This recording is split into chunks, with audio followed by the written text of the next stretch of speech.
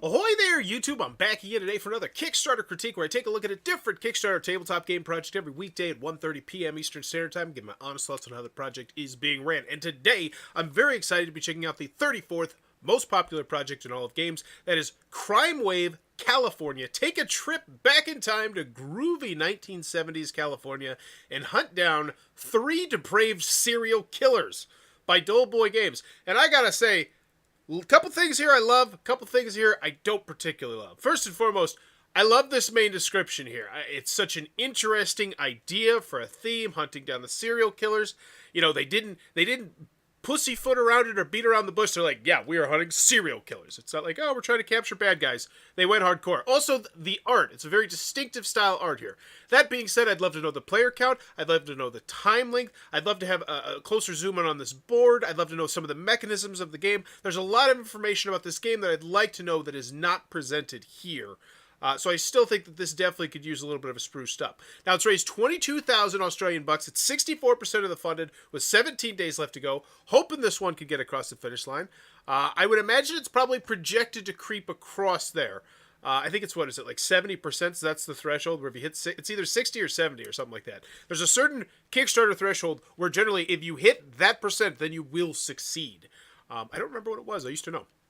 But, as always, when you go in the video, I'm thinking 3 things. Do I want it? Can you do it? How much is it? Let's go.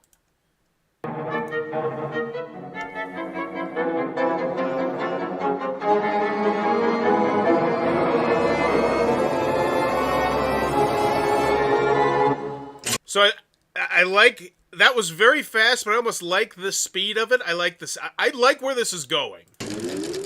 Put on your sleuthing hats and take a trip back in time to 1970s California.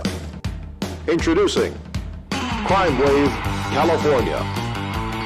It's got sun, it's got surf, it's got sand, and it's got serial killers. 3 depraved killers are piling up bodies all over California. And they're hiding somewhere on the board. The investigators work to find the killers, featuring Doug Honeycomb as the detective, Bertrand Smalls as the criminologist, Dorothy Shaw as the TV reporter. Looks like it's ripped straight out of a Golden Age comic. I love it. Plus a motley crew of crime-fighting experts. Most players work as investigators, moving around the board, playing cards to help bring the killers to justice, and rolling dice to uncover evidence.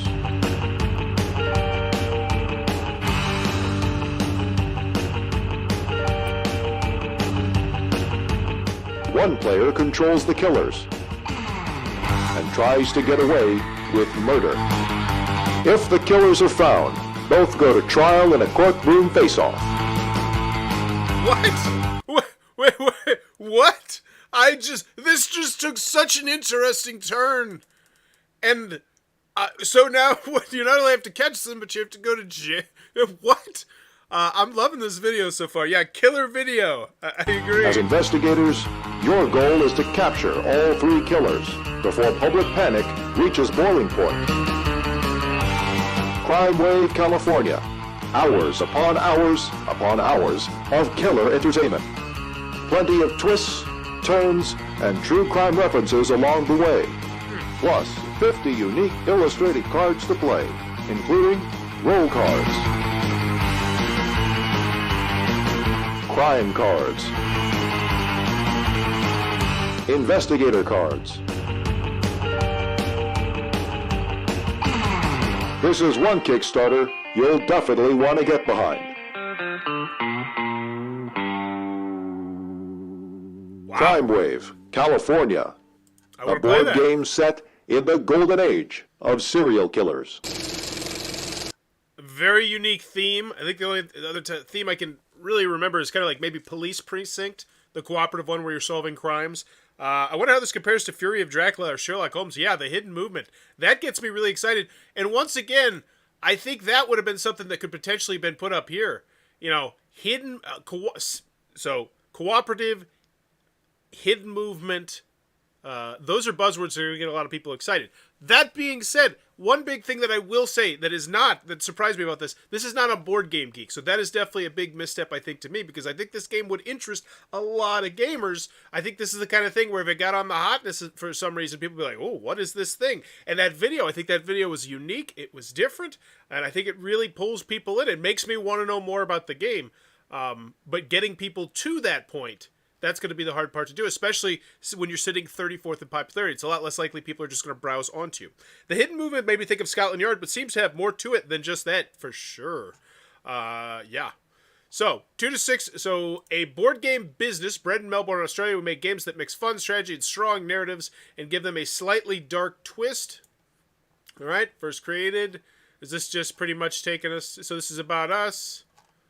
We got games. Is this the... Oh, so, okay. So not much there. So hopefully along the way they can convince me on the can you do it. But do I want it? Yes, I do. 2 to 6 players. Age is 2 to 3 hours. Wow. Right there. So once again, that needs to be on the marquee. A 2 to 6 player hidden movement 2 to 3 hour game where one of you plays as a serial killer and everyone else is trying to capture them. Tell me that doesn't sound fantastic. I think that absolutely needs to be conveyed on the marquee / the main thing, because just me pitching you that game, I know a lot of my gamer friends would be like, oh, that sounds cool. That sounds cool. And the thing I love about hidden movement games is no collaborators, though. Ouch. Ooh, good point. Did not notice that. Yeah, so that means only one person doing the customer service, which always a little bit concerning. It's 1970s something in California. Hippie culture is rife. Things are getting groovy and serial murders are at their peak. Public panic is high, but arrests are still low. So you and your fellow investigators, or just a bunch of friends, have been tasked with solving these heinous crimes. 3 serial killers are on the loose. I got it. I watched it. So we have the box here. I'm thinking maybe this is a pandemic-y size box. I'd love to know the dimensions of that, but that's what roundabout what it looks like. 1 rule booklet. Hopefully I can click on that. We have the board. I love the artwork on there. Looks functional, traveling around. 3 killer markers, 1 8-sided Kickstarter edition die. Ooh, the Kickstarter edition die over there. 8 wooden investigator meeples, 1 wooden panic marker, 1. Yeah, it definitely does give me the Scotland Yard-esque vibe with those now. 3 wooden spoon markers, 70 murder method tiles, 70 evidence tiles. Awesome. So those are going to be things that are going to go on the board. Then we have the neighborhood watch tiles, the 8 roll cards. I'd love to see these zoomed in once again. I think they did a great job on the video zooming on that, but I'd love to know just how different and asymmetric these are. Like, what is it? A TV reporter, Citizen Crusader. Yeah, I love this. I love the theme. It comes across animal activity. Well, at least it's looking like it's going to come across very well. Animal activity. The killer wore a mask. Okay, so yeah, that I didn't feel like was conveyed particularly well. One thing they said was 50 cards. And I didn't mention in the video, but in my head I was like, man, I don't know if I'd actually spotlight the number if the number's that low. Like, when I hear 50 cards in a game, I'm like, that's not a huge number of cards. Now, depending on the game. But in fact, there's way more than 50 cards. I think maybe they meant 50 unique pieces of artwork on the cards, which is fine. But, so now there's over 150 cards. That makes me feel way better. Would love to commission someone to do some custom art and add my gaming group members as killer markers on the backside. LOL. Now that is actually, yeah. So So I think that just hit that net. Like, if we're looking for ways to potentially get this one over the bump, I think the tried and true, hey, we'll put your face, we'll put you in the game, puts a picture in the game. Those work. Those work. So if they don't have that, I think that's a great idea, Sean. Card previews. Click here to check out all of our card art. Great. Stretch goals. We came up with some really awesome physical stretch goals for the campaign. But then we said to ourselves, what the hell? Let's go ahead and unlock them all from the get-go and create one badass Kickstarter edition base game. What is this? I thought this was the rules. I clicked on the rules thing. Is this the rules? Card. Oh, this is the card previews. Oh, okay. She began her journey from her suburban home in Salinas. Her determination to seek justice for her murdered loved one motivates her to create a neighborhood watch on location by rolling a 1. If the location does not have any adjacent neighborhood watches, however, she can only verify witness evidence. So that's great. So you have just interspliced theme with gameplay. One thing I might do is maybe just spotlight specifically which one is which, but that's great. I love that. So we have linen on the box, foil stamping on the box top, linen finish on tiles, linen finish on cards, thicker cards. Killer box. Wow. Oh, was this not listed on here? No, it was not. Okay.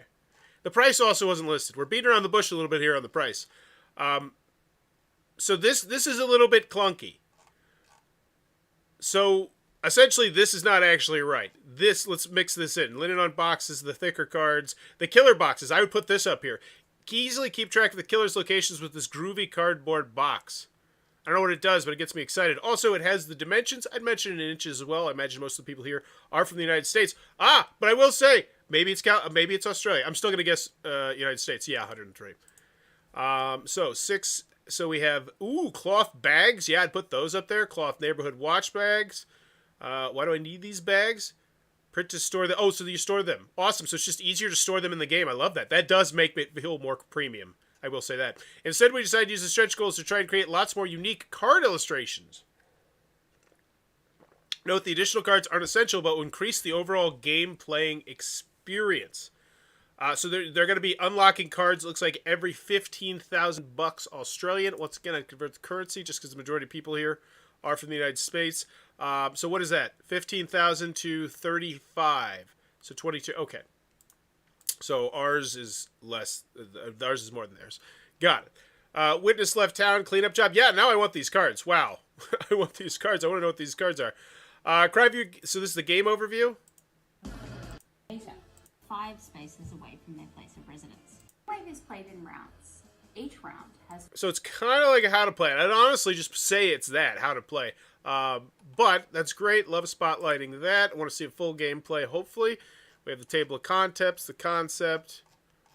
Okay. It's here. You can check it out. Always nice. Love seeing that. Crimewave demo, great. Play it on Tabletop Simulator, Tabletopia, whichever one that is. So we didn't mention the price at all. That's always annoying. So they're making me go over here to the right side, which once again, it's easy when you're on the PC, but if you're on iOS or on mobile, you don't see this over here. Shouldn't feature it if the card count is low. So I think they're saying it's 50 unique pieces of artwork, but it sounded like just 50 cards in general. Crimewave California, so 79 bucks. So I will say, that's a bit of a... Oh, no, it's actually 56. Never mind. 56, that's perfectly reasonable. It's MSRP. That's roundabout what I'd expect to pay for this. Now, granted, I don't know the shipping yet. I imagine it's going to be high because they're probably shipping from Australia. Yeah, so we're now looking at a $77 game. Now, this is where things get really interesting. If this were a larger company, and I saw that price and I saw this, I would have to be like, oh, but you could just go get it at retail, yada, yada, yada. Which, unfortunately, is how a lot of people think when it comes to Kickstarter. So I actually need to look at that from that perspective. But, for this style game, realistically, what are they looking at here? A 500 print run? Maybe 1,000 if they got some extra money in the back end to really bet on themselves. But no, it's looking like a 500,000 print run. Which means, is it probably going to be at retail? No, probably not. This is probably going to want to be one of those true Kickstarter games. Those fun little Kickstarter gem games that we see less and less of because now it's just overrun by behemoths that has the small print run and maybe it's awesome. This one looks very, very cool. So 77 bucks, I say to myself, okay, it is deluxeified, even though I felt like that was a bit clunky. So I say, okay, that seems like a Kickstarter price to me. I don't feel like it's a great price, but it's a Kickstarter price. Canada, 26. Europe, 26. Everybody's just getting jacked by the shipping. Wow, jacked really hard. Oh, damn it, it's in Australia dollars. They should... Okay, so, never mind. All right. So, I would convert the currency. That's always nice. It's 21 Australian to USA. USA! 14 bucks. That's much more reasonable. 7 bucks off. So, now I'm looking at 71... So I'm looking at 70, and that's 10 bucks. 10 bucks over MSRP for a premium game. I take that back. That's actually a very reasonable price. Yeah, I actually feel like that price is now pretty decent. Taxes and VAT, please note that regional taxes and VAT are not included in the sales price. But once again, look at that. If I don't read the text, I get the sticker shock a little bit more. And it's just $7. It's like, what's the big difference between $7? I don't know. People are weird. I'm weird. We got a team. We got stuff. Now we're focusing on this stuff. Great. Cool. The killers. I just want a gameplay. No gameplay. Not a fan of that. Even if it's just you with an iPad set up, not a fan of that. So no Board Game Geek. No gameplay video. That definitely factors into my grade. Concerns me a little bit. FAQ. Nothing. No questions. Update. First update. Hey there, friendly backers. Wow, what a first day and a half-ish it's been. We're stoked that we reached 60% of our funding goal, thanks to your generous support. Honestly, while we knew we were onto something great with Crimewave California, we can't believe how much positive feedback we received from the broader gaming community. A big thank you to all of you who've backed us so far. Now, there's still quite a bit of hard work ahead of us. We have about $14,000 before we can consider this project a success, and ideally we'd love to raise even more so we can make Crimewave bigger, better, and more badass. Yeah, so there's the thing. I totally feel like they should have just mushed together that. I just feel like the announcement of the stretch goals was a little bit clunky. I've been so desensitized by recent price hikes, I just assumed a result of inflation rather than Australian versus US. Yeah, that's what I'm saying. So it went from being like it's okay, it's a Kickstarter price. Oh, that's actually decent. In the meantime, you can expect us to do our absolute darndest to make sure I cursed for them. This game gets funded. We're getting the word out through socials, advertising, PR, and more. Get on board, Game Geek. Get on board, Game Geek. And hopefully they have that process in there. But I can't stress that enough. That is, like, if you type in just about any hobby board game on the planet, one of the top 3 results is going to be Board Game Geek. It's just the alpha and the omega of board games. So no comments here. So once again, I'm very disappointed with that. I would ask a question. Now, granted, they did just post this. Never mind. They did just post this today. So take that back. But I'd get people engaged. I'd be like, what are you hoping some of these cards do? Maybe spotlight one card and say, what, anything like that. Get people engaged. Show me a card. Do something there. Looks like we need 10K more. Spread the word, people. The campaign is about to enter the slow phase. I think the stretch goals are a bit lofty. But crazier things have happened. We're not worried at this rate. We're well positioned to fund pretty soon. Sorry, just learning is going along and asking questions. Each investigator has 5 actions, so if I were to move, say 37 to 38, that counts as 1 action. So they are doing some great customer service here. They're getting into the weeds here. So wish they had sent some prototypes out to some of YouTube gamers just to get more PR around this project. Agreed. Because the bottom line is, when you send out a game to get eyeballs on it, it's not necessarily just about you assuming that person's audience is going to come to the game. It's just about having that video there so that people at least have the option to watch the video. And an overview video is great, along with some other stuff. So I totally agree with that.